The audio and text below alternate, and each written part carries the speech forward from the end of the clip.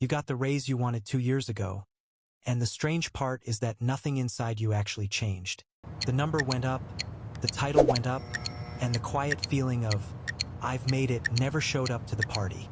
Most people assume that feeling never arrives because they simply don't earn enough yet. That's the wrong diagnosis. Researchers tracking this across about 30 countries found a brutal pattern. Your expectations climb almost exactly as fast as your income, which means the raise you spent years chasing can arrive and deliver a fraction of the relief you were counting on. It doesn't arrive because the moment your income rises, the yardstick you measure it against rises right along with it. In the next 15 minutes, I'll show you the 4 loops that keep moving your finish line, and the small move that interrupts each one. This is Max Sense, where we take the psychology of money seriously because the math was never really the hard part. If you want the version of personal finance that explains why you behave the way you do, not just what spreadsheet to open, you're home. Subscribe, because this is the channel that stays with you for the long stuff, not the quick fix stuff. Here's the claim we're going to earn together today, and it's going to sound wrong until it doesn't.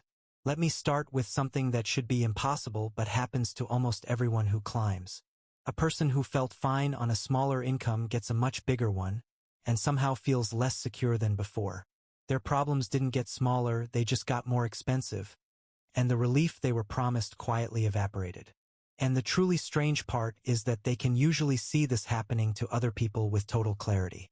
They'll diagnose a friend's lifestyle creep in one sentence, then walk straight into the identical loop without noticing. Researchers have spent decades trying to pin down exactly how much happiness money buys, and the honest answer is, it's complicated. But the part that almost every popular version of this gets wrong is treating rich as a fixed line you eventually cross. It isn't a line, it's a relationship between what you have and what your brain has quietly decided is normal.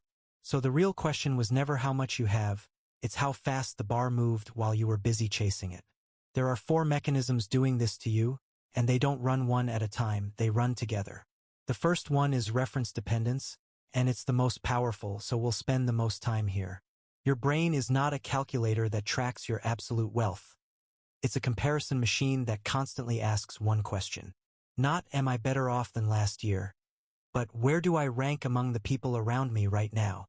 A 2026 study in Nature Communications looked at over 90,000 people across 109 countries.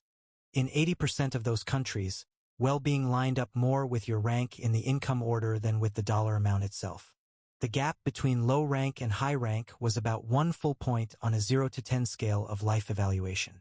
That rank effect was roughly twice the size of the well-being difference between being unemployed and being employed full-time. To put that in human terms, it was about 4 times the size of the gap between being single and being separated. Read that again. Where you sit in the lineup hit harder than a major change in your relationship status. But here's the part almost nobody catches about who you're actually ranking yourself against. It usually isn't your neighbors. Research finds that workplace peers and chosen comparison groups move the needle far more.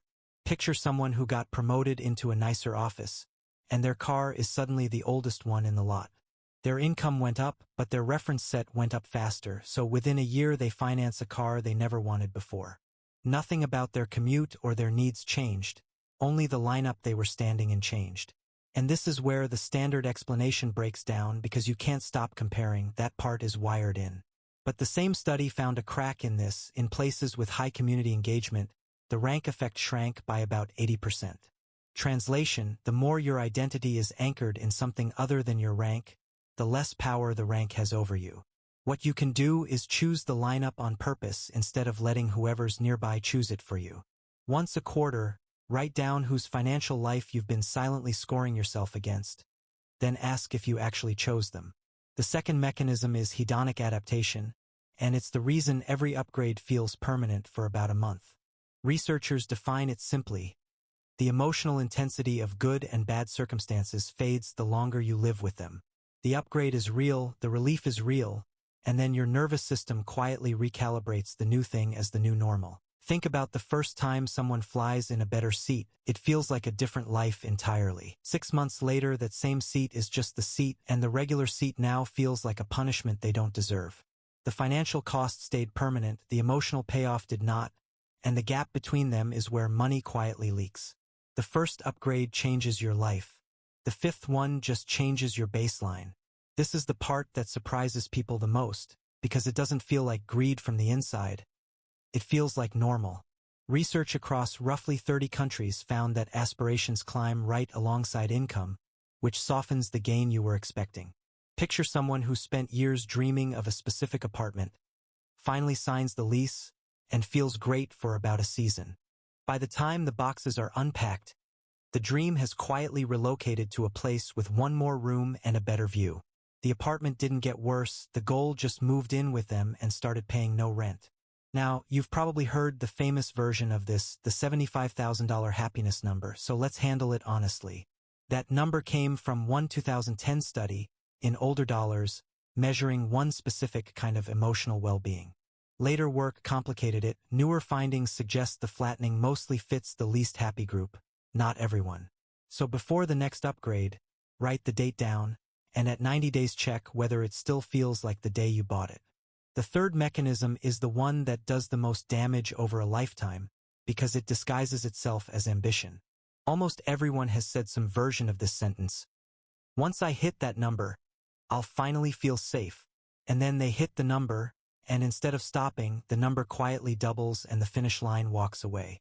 A 2025 survey by Charles Schwab asked Americans what net worth it takes to be considered wealthy. The answer came back at $2.3 million, which is actually slightly down from 2.5 the year before. And just to feel financially comfortable, not wealthy, just comfortable, the number was 839,000. That comfortable number was 624,000 a few years earlier. The bar didn't hold still even for comfortable. Notice the trick. Even when the headline number drops, people still report that the bar feels like it's rising. You don't actually chase a number.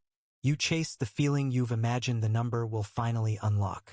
Behavioral economists have found that higher income aspirations are linked to lower satisfaction with life, and aspirations grow as income grows. Picture the person who swore that at one number they'd ease off, they arrive, and they're already quoting double. It happens because the moment they arrive, the old target stops feeling like wealth and starts feeling like the new floor. The cost isn't just money, it's years. The freedom they were funding keeps getting postponed to clear the newer, taller bar. The only thing that ever stops this is a number that was written down and dated before they got anywhere near it. Meanwhile, the Federal Reserve's 2024 household survey shows the chase isn't even buying security for most people. Only 35% of non-retirees felt their retirement plan was on track, down from 40% in 2021. So the loop runs people hard toward a target that moves, while the security they actually wanted stays unbuilt. The only thing that breaks a moving target is defining it before you're anywhere near it. Write down your enough number and what it's actually for, and date it so future you can't quietly renegotiate it. The fourth mechanism is the sneakiest because we picture status spending as flashy, and it almost never is. When people hear status, they think handbags and watches, visible, obvious, easy to judge. But the most expensive status competition usually hides inside things that also have real, genuine value. The economist Robert Frank pointed out that when everyone pays more for a house in a better school district, no one comes out ahead. The houses can look identical from the street. The difference is the financing, the insurance, and the upkeep nobody sees. A family stretches for the better district house, and from the outside it just looks like a good, responsible decision.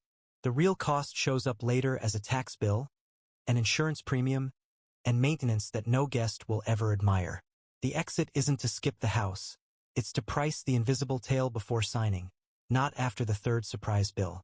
Economists have names for this: positional goods, conspicuous consumption, and the idea that spending differs in how visible it is. This is the detail that makes it dangerous. The visible purchase is tiny next to the invisible monthly weight underneath it. The spending that changes how rich you feel is usually the spending nobody ever compliments you on. Nobody throws a party for your second car's insurance premium. It still empties the same account. And the Federal Reserve's 2024 data shows how thin the cushion under all of this really is. Only 55% of adults had enough saved to cover 3 months of expenses. And only 48% said they could cover a $2,000 expense from savings right now. You can't fix what you can't see, so the move here is to make the invisible part visible on purpose. Take housing, transport, and the big recurring categories, and ask how much is buying real utility versus buying position. Now I have to be honest with you, because there's a version of this video that would be lying to you. For a lot of people, I never feel rich is not a reference point glitch, it's an accurate read of the math. When almost half of adults can't cover 3 months of expenses, not feeling rich is often just true. Even a $400 surprise was out of cash reach for more than a third of adults. And that share got worse, not better. For those households, this isn't a yardstick problem. It's a math problem, and pretending otherwise would be insulting. So separate the two. There's the person whose target keeps moving, and the person whose costs are genuinely crushing. These 4 mechanisms apply most cleanly once your income has actually risen enough that the reference point starts running the show. The first useful step is just being honest about which of those 2 people you are this year. And remember that crack from earlier, strong community ties measurably weakened the rank effect, which is a real exit, not a slogan. So here's the whole thing as 4 moves you can actually run, not just understand. 1. Write down who you've been silently ranking yourself against, and decide if you'd pick them deliberately. 2. Date your upgrades, and at 90 days check whether the feeling survived or quietly faded back to normal. 3. Define your enough number and what it's for, in writing, long before you're anywhere near it. 4. Split your biggest categories into utility and position. Fund the first part and interrogate the second. None of these need more income. Every one of them works on the income you already have. If you want to go deeper on the relative comparison side of this, there's one book genuinely worth your time. Quick disclosure first, this is an affiliate link, so the channel earns a small commission at no cost to you. Robert Frank's work on positional goods is the clearest deep dive on why the invisible status race is so expensive. It's linked in the description if you want it. Totally optional, the 4 moves stand on their own. So let's close the loop we opened at the start, with the raise that changed your bank balance but not your insides. The feeling never came because rank moved, the baseline moved, the goal moved, and the status game stayed hidden. You don't feel rich because the yardstick keeps moving, and almost none of that moving was a decision you made on purpose. If that hit close to home, it's not because you're bad with money, it's because nobody handed you the yardstick's instructions.